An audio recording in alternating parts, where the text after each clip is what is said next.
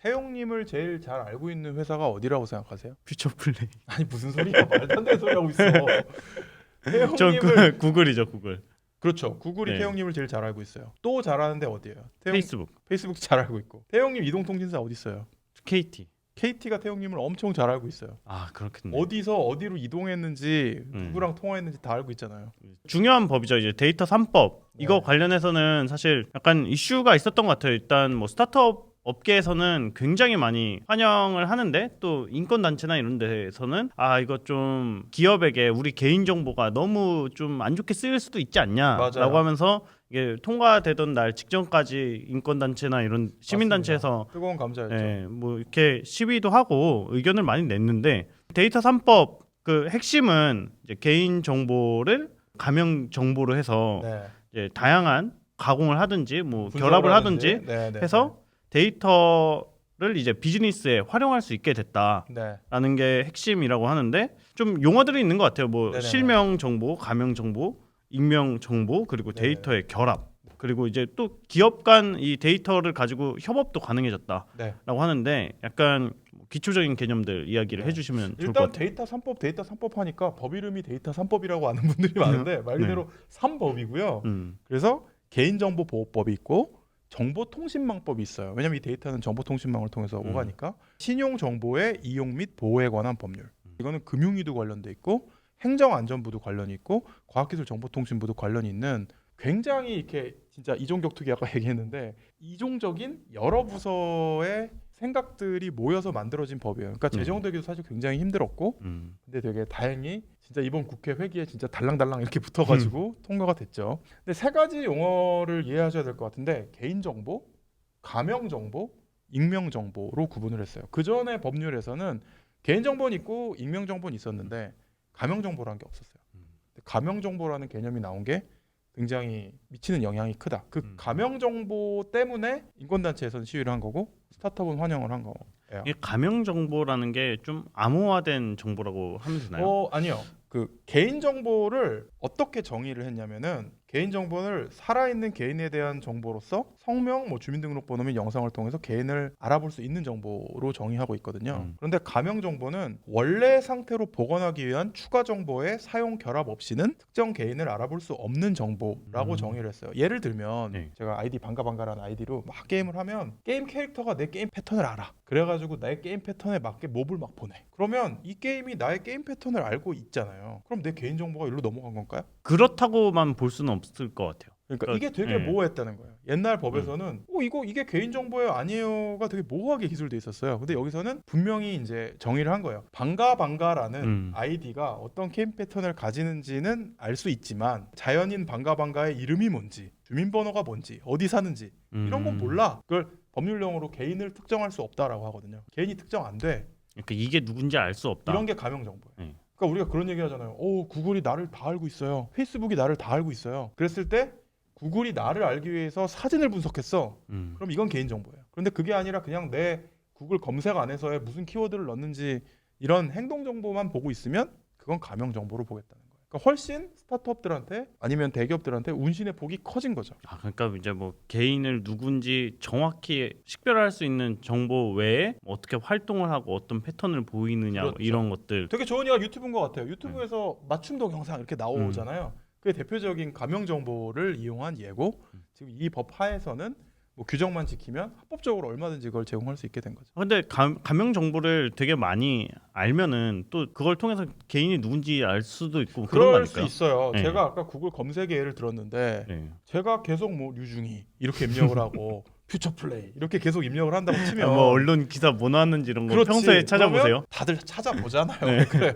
그러면 AI가 유출을 해서 특정 이름을 몇 번 이상 입력하면 이건 그 사람일 가능성이 높아. 이러면 슬슬슬 가명 정보가 개인 정보 영역으로 넘어오는 거죠. 그래서 스틸 블러리한 영역이 완전히 0은 아니지만 합리적으로 이것만 조합해서 이 사람을 추정하기 어렵다라고 하면 그건 가명 정보로 지켜주겠다.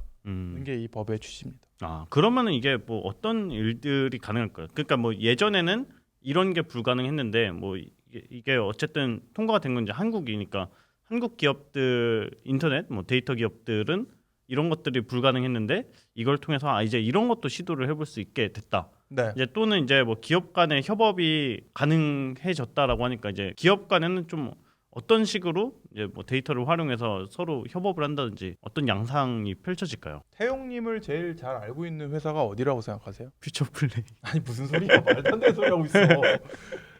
전 태용님을 구글이죠, 구글. 그렇죠. 구글이 네. 태용님을 제일 잘 알고 있어요. 또 잘하는데 어디예요? 페이스북, 잘 알고 있고. 태용님 이동통신사 어디 있어요? KT. KT가 태용님을 엄청 잘 알고 있어요. 아, 그렇겠네. 어디서 어디로 이동했는지 음. 누구랑 통화했는지 다 알고 있잖아요. 저희 팀원들도 저 잘 알아요. 알았어요. 네.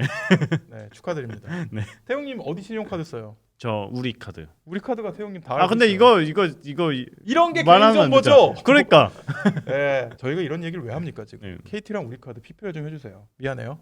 네, 아무튼 알겠어. 카드사, 이통사, 뭐 구글이나 페이스북 같은 온라인 서비스 회사들이 태용님 정보를 되게 많이 알고 있어요.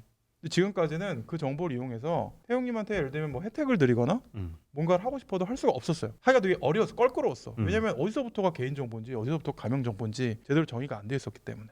근데 이제는 할 수 있게 됐다는 거죠. 뭐 예를 들면 카드사 같은 경우에는 수요일 저녁에 압구정동에서는 20대가 어느 종류의 가게에 많이 가더라라는 걸 알아요. 근데 그거를 사람이 누군지 특정하지 않고 통계를 쌓아도 그리고 그 정보를 예를 들면 KT에 팔어. 그럼 KT에는 무슨 정보가 있어요? 20대가 압구정동에서 어디서부터 어떻게 이동하더라는 동선 네. 정보가 다 있어요. 이 두 개를 결합하면 뭐가 될까요? 완전히 퍼펙트한 상권 분석 엔진을 만들 수 있잖아요. 네. 그게 어려웠어요. 아. 왜냐하면 태용님의 신용카드 정보와 태용님의 이동통신사 정보를 결합할 수가 없었거든. 근데 이게 대기업들 야 그러면 데이터 많은 대기업들끼리 이렇게 서로 다 해먹겠네. 근데 그건 아니에요. 오히려 전 스타트업한테 기회라고 생각하는 게 대기업이 모든 걸 다 할 수 없거든요. 현명한 대기업이라면 쌓여있는 데이터를 철저하게 가명해서 이걸 클라우드에 올리고 스타트업들이 API로 받아가게 만들 거예요. 태용님이 어디서 어디로 갔는지는 우린 몰라. 네. 하지만 일련 번호 뭐 1, 2, 3, 4, 5, 6, 7, 8인 사람이 어디서 어디로 이동했는지는 알 수 있죠. 그러면 뭐 이제 통과됐으니까 뭐 통과되기 전부터 이거를 공유, 뭐 협업 가능하게 네. 가명 데이터로서 이렇게 막 바꾸는 작업을 엄청나게 하고 있겠네요. 그건 사실 어려운 기술이 아니에요. 네, 그건 이미 다 준비를 해놨고요. 그래서 이제는 얼마나 많은 기업이 오픈 API를 열어서 데이터를 오픈할지 그리고 그것들을 얼마나 창의적으로 스타트업들이 가져다 써가지고 좋은 결과를 만들지. 사실은 우리나라가 이게 되게 잘 돼 있어요. 그러니까 이동통신사도 그 DB를 되게 잘 쌓고 있고 카드사나 금융권도 되게 잘 쌓고 있고 그런데 놀랍게도 대한민국 정부가 공공 데이터라고 그러죠. 네. 이 오픈 데이터를 되게 많이 잘 쌓아놓고 있어요. 그래서 저는 정부의 데이터, 금융권 데이터, 이동통신사 데이터 정도만 조합해도 뭐 예를 들면 구글 못지않은 뭔가 개인화 맞춤화 서비스를 할 수 있는 그런 토대가 된다. 그래서 이 일종의 금광이라고 그러잖아요. 데이터는 네, 금광이야. 그쵸, 뭐 이런 얘기 하잖아요. 데이터 마이닝이라고 그러죠. 그래서 비유로 해서 데이터를 마이닝하기에 되게 좋은 시즌이 왔다.